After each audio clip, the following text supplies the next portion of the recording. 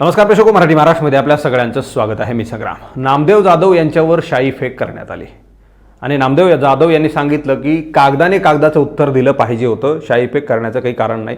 आणि माझंही तसंच म्हणणं आहे, अजिबात शाई फेक करणाऱ्यांचं समर्थन नाही आहे.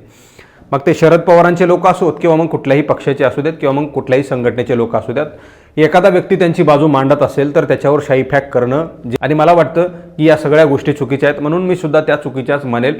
जे कोणी शाई फेक करणारे लोक आहेत त्यांना माझं अजिबात समर्थन नाही आहे. मात्र नामदेव जाधव यांनी असं म्हटलं की शाई फेक करणारे लोक हे शरद पवारांचे होते आणि शरद पवारांचे असताना त्यांनी छत्रपती शिवाजी महाराजां म्हणजे त्यांच्या गाडीवर छत्रपती शिवाजी महाराजांचा फोटो आहे, जी काही डिझाईन आहे त्या डिझाईन लावलेला आहे आणि त्या डिझाईनवर सुद्धा त्यांनी चपलाने मारहाण केली असं नामदेव जाधव यांनी म्हटलं. त्यांनी स्वतः फेसबुक पोस्ट टाकलेली, ती पोस्ट तुम्हाला स्क्रीनवर दिसत असेल. आणि ती पोस्ट नामदेव जाधव यांनी सांगितलं की छत्रपती शिवाजी महाराजांच्या प्रतिमेला चप्पलने मारहाण करण्यात आली.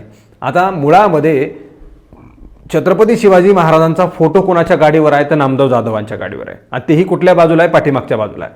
खरं तर छत्रपती शिवाजी महाराजांचा फोटो कुणीही कुठेही विनाकारण नसत्या ठिकाणी लावू नये. ज्या ठिकाणी त्याची धूळ बसेल, काही कचरा उडेल, काही घाण पाणी त्यावर उडून जाईल, याची दक्षता किंवा मग त्याची काळजी तुम्ही घेऊ शकत नाहीत गाडीवाले, म्हणजे कुठलाही असू द्यात. त्याने आपल्या गाडीवर कुठेही छत्रपती शिवाजी महाराजांचा फोटो लावू नये. कारण त्यांचं एकट्याचंच नाही तर ज्याच्या ज्याच्या गाडीवर फोटो लावलेला आहे त्यांच्यावर सुद्धा कारवाई होणं आता गरजेचं आहे. म्हणजे माझं असं म्हणणं आहे की छत्रपती शिवाजी महाराजांना तुम्ही मनामध्ये, डोक्यामध्ये आणि काळजामध्ये रोवून ठेवलं पाहिजे. कुठेही तुम्ही गाडीवर फोटो लावला, झेंड्यावर फोटो लावला म्हणजे तुम्ही छत्रपती शिवाजी महाराजांचे मावळे किंवा अनुयायी होतात असं अजिबात नाही.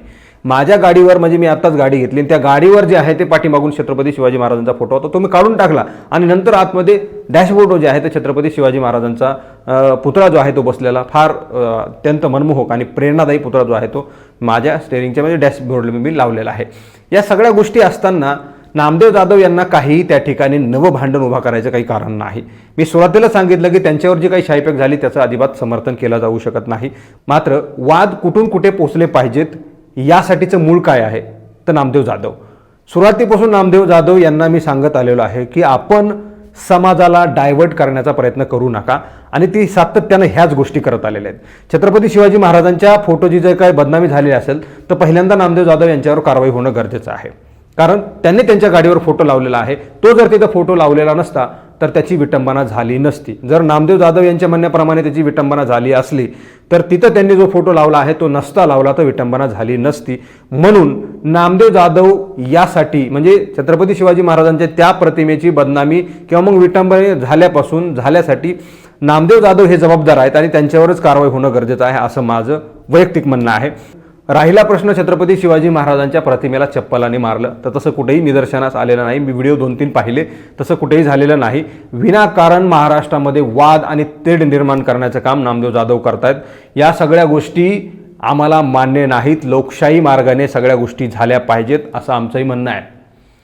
विनाकारण पोस्टवरून छत्रपती शिवाजी महाराजांची कुठं बदनामी झाली, विटंबना झाली, त्या लोकांनी चप्पलने मारहाण केली, या सगळ्या गोष्टी थोतांड आहेत. नामदेव जाधव, आपण लक्षात घेतल्या पाहिजेत. माझ्यापेक्षा अधिक काळ तुमचं वय आहे, म्हणजे माझ्यापेक्षा अधिक काळ तुमच्या कामाचंही वय आहे, कार्याचंही वय आहे. मात्र तरीसुद्धा मी तुम्हाला सांगतो की या सगळ्या गोष्टी अत्यंत चुकीच्या आहेत. छत्रपती शिवाजी महाराजांचा फोटो तुम्ही त्या गाडीवर लावायचं काही कारण नाही. पहिल्यांदा मी अनेक वेळा पाहिलेला आहे, अनेक वेळा सांगितलेलं सुद्धा आहे की ज्या ज्या कार्यालयामध्ये छत्रपती शिवाजी महाराजांचे फोटो आहेत जिथे विनाकारण लावले जातात, बारमध्ये लावले जातात, हॉटेलात लावले जातात, तिथं दारू मटण विकलं जातं तिथं लावले जातात. एवढंच नाही तर काही कार्यालयावर लावले जातात. आमच्या बीडमध्ये कारवाई काल जी काही जाळपोळ झाली त्या जाळपोळीमध्ये माझी जिजाऊंचा फोटो अर्धा अधिक जळाला गेला. आमचे तळपायाची आग मस्तकाला गेली की या सगळ्या गोष्टी, आणि तो एका नेत्याच्या कार्यालय म्हणजे शिवसेनेच्या कार्यालयाला होता आणि तो अर्धा फोटो माझी जाऊनचा जळाला. तेव्हा तुम्ही कुठे होतात कदाचित तुम्हाला ते माहीत नसेल, पण ठीक आहे जरा माहीत नसू द्या. मात्र ते फोटो लावाल तरी कशाला त्या ठिकाणी? अशी काही जाळपोळ, मारतोड, तोडफाड होत असेल तर माझी जाऊनचीच नाही तर महापुरुषांची सगळ्यांचीच बदनामी होत असते. पोस्टरवर फोटो वापरला तर त्याची काळजी घेतली पाहिजे. आपण नेहमी पाहत असतो की एखादा अध्यक्ष आहे जयंती उत्सव समितीचा, तर त्याच्यावरती जबाबदारी असते की कुठल्याही महापुरुषाची बदनामी होऊ नये. महापुरुषांची बदनामी होणार नाही आणि झालीच तर त्या मंडळाच्या अध्यक्षाला जे आहे ते विचारपूस केली जाते, त्याला जबाबदार धरलं जातं. त्याच पद्धतीने नामदेव जाधवांना जबाबदार धरलं पाहिजे. जर तसं त्यांच्या गाडीवर झालेलं असेल आणि छत्रपती शिवाजी महाराजांच्या प्रतिमेची विटंबना झाली असेल तर नामदेव जाधव यांना जबाबदार धरलं पाहिजे. कुठल्याही प्रकारची कारवाई होऊ नये.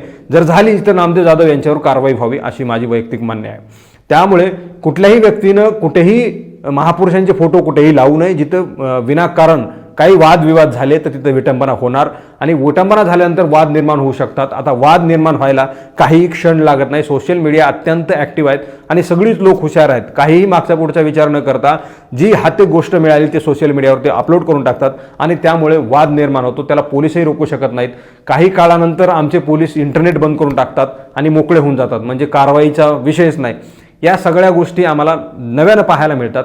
नामदेव जाधव हे सुशिक्षित वाटतात आणि त्यांनी या गोष्टी करणं खोडसाळपणाचं वाटतं आणि त्यामुळे त्यांनी आता सतर्क झालं पाहिजे, सजग झालं पाहिजे आणि सुज्ञसुद्धा झालं पाहिजे असं माझं म्हणणं आहे. मित्रांनो, यावर तुम्हाला काय वाटतं तुम्ही कॉमेंट बॉक्समध्ये प्रतिक्रिया द्या.